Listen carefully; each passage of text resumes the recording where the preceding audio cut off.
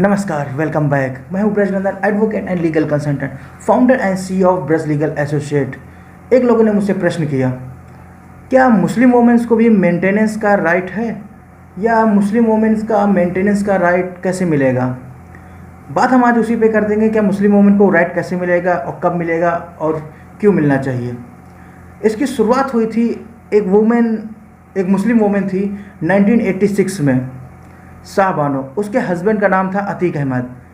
अतीक अहमद ने अपनी वाइफ शाहबानो को एट द एज ऑफ 70 और 80 या 70 या 85 की उम्र के आसपास उसने अपनी वाइफ को डिवोर्स दे दिया।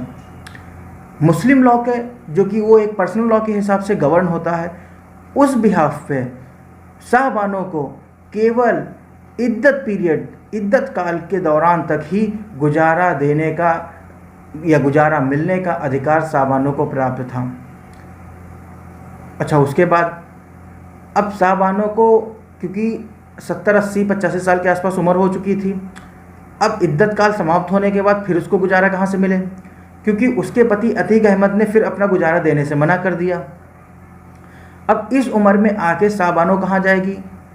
अच्छा, पर्सनल लॉ में एक और नया लॉ था कि अगर वो वोमेन, जो मुस्लिम वोमेन है, जो पहले हस्बैंड से डिवोर्स लेती है या उससे अलग होती है, वो इद्दत काल तक या इद्दत पीरियड तक अपने हस्बैंड से गुजारा या मेंटेनेंस ले सकती है।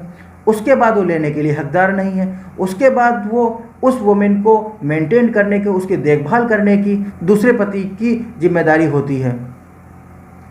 अब 70-80 साल की उम्र हो चुकी थी, रीमैरिज वो करना नहीं चाहती थी। ये इस उम्र में जाने के बाद रीमैरिज करने का कोई औचित्य नहीं बचता है।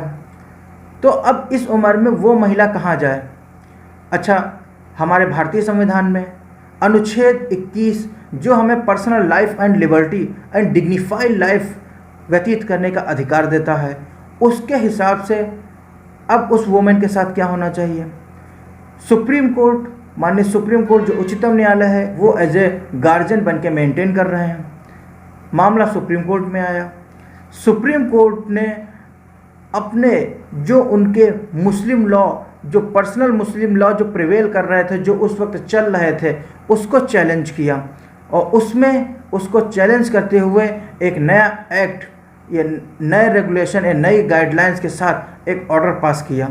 वो ऑर्डर ये था कि शाहबानो को, जो एक मुस्लिम महिला थी, उसको डिवोर्स के बाद जब तक कि वो जीवित रहेगी तब तक उस हस्बैंड, जो उसका पहले हस्बैंड है, अगर जो वो रीमैरिज नहीं करती है तो वो पहला हस्बैंड अतीक अहमद उसको मेंटेन करेगा, उसको ज़िंदगी भर गुजारा देगा। अगर जो उससे कम उम्र में किसी की शादी हो जाती है या किसी से और शादी कर लेती है तो उसके दूसरे पति का उसकी जिम्मेदारी हो जाती है वो मेंटेन करे।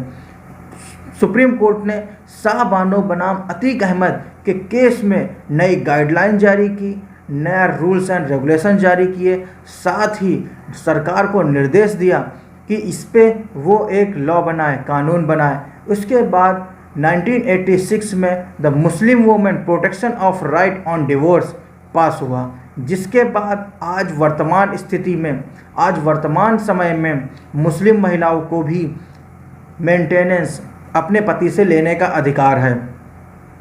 अच्छा, अब ये हुआ कानून की बात।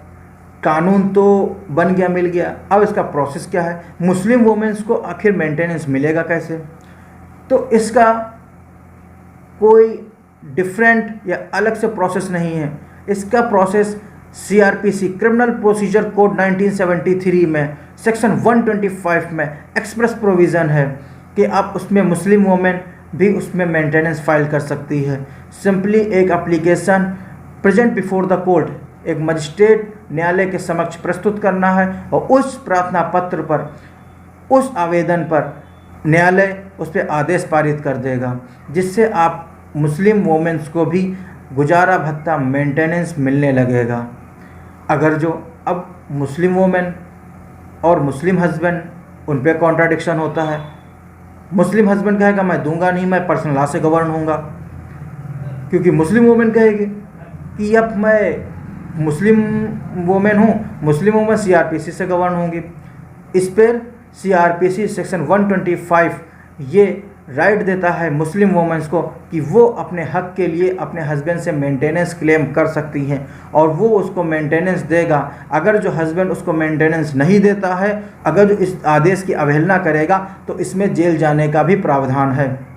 अगर जो आपने चैनल को सब्सक्राइब नहीं किया है तो इसको सब्सक्राइब कर लें, साथ ही बेल आइकन प्रेस कर दें। अगर वीडियो पसंद आई या अच्छा लगे या अगर जो आपको कोई यूज़फुल लगे तो इसको लाइक कर दीजिएगा। अगर जो कोई इसके अलावा कोई क्वेरी अगर जो आपकी रिमेन अगर जो बचती है तो मुझे कमेंट करके ज़रूर बताएं, मैं उसका समाधान करने का प्रयास करूँगा। वीडियो को अंत तक देखने के लिए हृदय की गहराइयों से धन्यवाद।